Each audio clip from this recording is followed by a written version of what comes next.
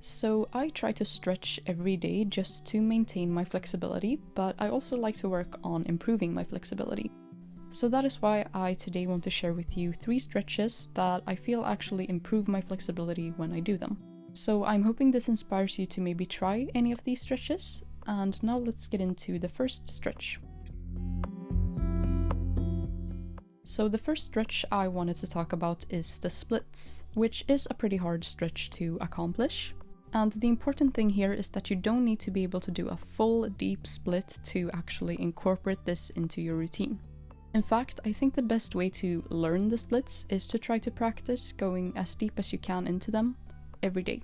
Because to learn the splits, you actually have to frequently try to do the splits. The only thing here is to think about only going as deep as feels comfortable, of course, and you can push yourself, but not so much that it hurts your muscles. The splits are just very good for your entire legs and leg flexibility in general. And for me, when I practice gymnastic skills, the splits is a very good stretch to be able to do because it's incorporated into so many skills.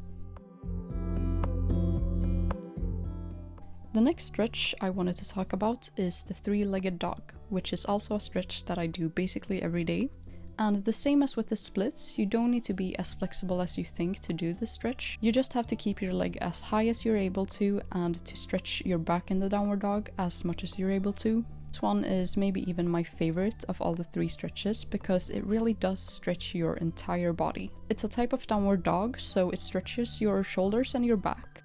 And it also stretches both of your legs. And in addition, it even helps with arm strength and also a lot of balance. So basically, this is a really good full body stretch. And this is also a stretch that kind of lays the foundation for a lot of gymnastic skills. For example, walkovers kind of use this motion. So this is a great warm-up if you also do gymnastics. And the last stretch is a bridge, and this one is probably the hardest out of the 3 in my opinion, since it does take a lot of strength. But it clearly gives your back a very, very good stretch. And a bridge is, because of its difficulty, unlike the other 2 stretches, not really a stretch that you can just try out of nowhere. You might have to practice other stretches to achieve it first, but once you have it, you can incorporate it into your routine.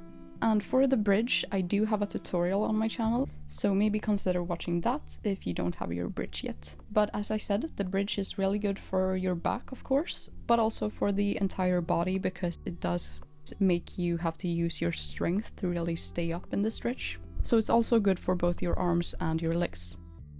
So those were all the stretches I wanted to talk about today, and that was everything for this video. I hope this gave you some stretching inspiration, and let me know in the comments if you do try any of these stretches, or if you have any questions, also just make sure to leave a comment. But again, that was everything for this video, so I hope you enjoyed it, and thank you for watching!